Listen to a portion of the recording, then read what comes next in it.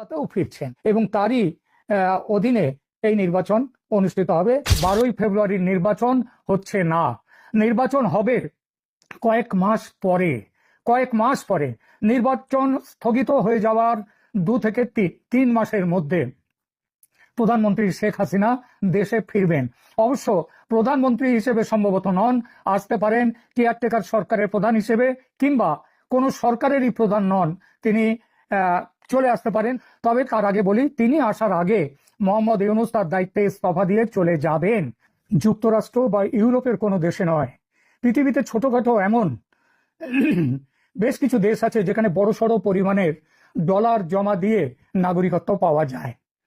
সম্ভাবনা আছে তেমন কোনো দেশে যাবেন নোবেলজয়ী ডক্টর মোহাম্মদ ইউনূস। কোথায় যাবেন সে জল্পনা বাদ দিয়ে এটা বলা ভালো তিনি চলে যাচ্ছেন। আওয়ামী লীগের নির্বাচনে ফেরা এবং দলের ভবিষ্যৎ নেতৃত্ব নিয়ে বর্তমানে বাংলাদেশের রাজনৈতিক মহলেও একটা ব্যাপক আলোচনা শুরু হয়েছে। যে এই প্রশ্নটা উঠে এসছে, যদি শেখ হাসিনা আওয়ামী লীগ দলের ওপর থেকে অবস্থা যদি তুলে নেওয়া হয়, যদি তাদের উপর থেকে স্বীকৃতি মানে নিষেধ যেটা রয়েছে সেগুলো যদি তুলে নেওয়া হয়, তাহলেও এই পরিস্থিতিতে আওয়ামী লীগ বাংলাদেশে ভোটে অংশগ্রহণ করবার মতো ক্ষমতা তার আছে কিনা, দলকে নেতৃত্ব দেবে কে? ইউনূসের পতন ঘটলে, ইউনূস যখন চলে যাবেন তার আগে কিংবা তার পরেও যে এখন রাষ্ট্রপতি একটি অর্ডিন্যান্স জারি করে তিনি শেখ হাসিনার মৃত্যুদণ্ড দেওয়া হয়েছে যে আন্তর্জাতিক অপরাধ ট্রাইব্যুনালে, তার যে তার যে বিচার, সেই বিচারটাকে তিনি নস্যাৎ করে দেবেন, নেগেটিভ নালিফাই করে দিয়ে দেবেন তিনি।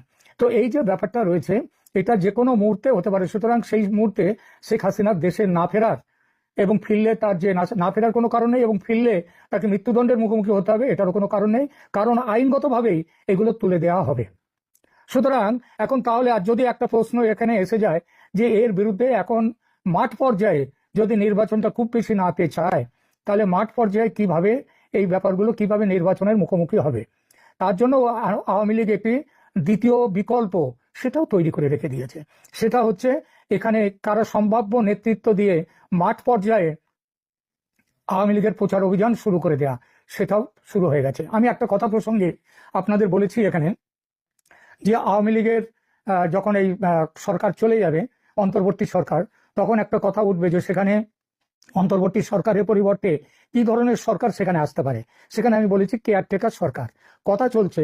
এই কেয়ারটেকার সরকারের প্রধান হয়েও শেখ হাসিনা ফিরে যাবেন দেশে। তার কারণ হলো আইন অনুযায়ী, সংবিধান অনুযায়ী এতদিন যে সরকার ছিল সেই সরকার অবৈধ, এবং এই সরকারের বিদায়ে বরং সংবিধানকে ফিরিয়ে আনার সম্ভাবনা তৈরি হচ্ছে। অর্থাৎ